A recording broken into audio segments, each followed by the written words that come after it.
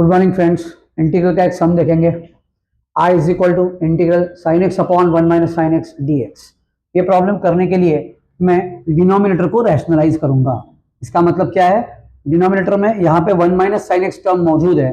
मैं न्यूमरेटर और डिनोमिनेटर दोनों को इस टर्म के कॉन्जुगेट से यानी 1 प्लस साइन एक्स से मल्टीप्लाई करूंगा। मैं लिखूंगा by rationalising the denominator, I am going to write I is equal to integral sin x upon 1 minus sin x into 1 plus sin x upon 1 plus sin x। मैंने क्या किया, denominator में जो term दिखाई दे रही है उसके कॉन्जुगेट से यानी कि 1 प्लस साइन एक्स से ऊपर और नीचे मल्टीप्लाई किया। तो अगली स्टेप होगी I is equal to integral sine x into bracket 1 plus sine x, दोनों का प्रोडक्ट न्यूमरेटर में होगा। डिनोमिनेटर में 1 minus sine x into 1 plus sine x, it is in the form of a minus b into a plus b. A minus b into a plus b होता है a square minus b square, यानी कि 1 का square minus sine x का square. dx तो बरकरार है, therefore I is equal to integral sine x से ब्रैकेट के अंदर मल्टीप्लाई कर देता हूं दोनों टर्म्स को। sin x into 1 will become sin x, sin x into sin x will become sin square x upon 1 का स्क्वायर होगा 1 माइनस sin x का स्क्वायर होगा sin square x dx।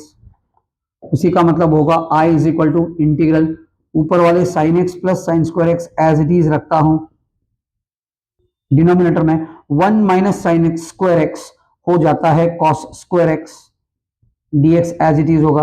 ये 1 minus sine square x is equal to cos square x कहां से आया, वो एक ट्रिग्नोमेट्री आइडेंटिटी है जो हम कई बार इस्तेमाल कर चुके हैं। यहां पे लिखता हूं sine square x plus cos square x is equal to होता है 1। तो उसी का मतलब हुआ, अगर ये साइन स्क्वायर एक्स में वहां पे जाके शिफ्ट करूं तो हो जाएगा cos square x will become 1 minus sine square x. इसका मतलब हुआ 1 माइनस साइन स्क्वायर एक्स के जगह पे मैं कॉस स्क्वायर एक्स सब्स्टिट्यूट कर सकता हूं, जो मैंने यहां पे इस्तेमाल किया हुआ है। अगर मैं यहां पे सेपरेट डिवाइड करूं तो कुछ इस तरीके से दिखेगा, I is equal to integral sine x upon cos square x dx plus integral sine square x upon cos square x dx।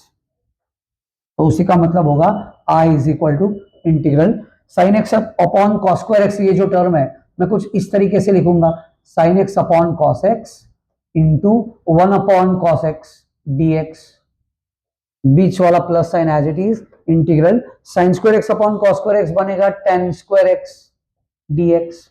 तो उसी का मतलब हुआ I is equal to integral sine x upon cos x बनता है tan x into 1 upon cos x बनता है sec x dx plus integral tan square x के जगह पे लिखता हूं sec square x minus 1 dx।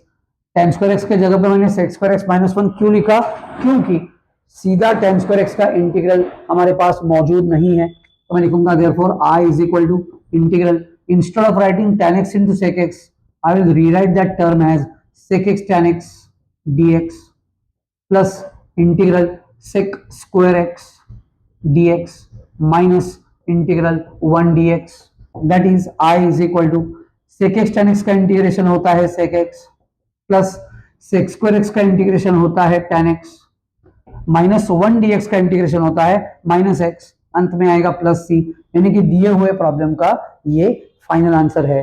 I is equal to sec x plus tan x minus x plus c।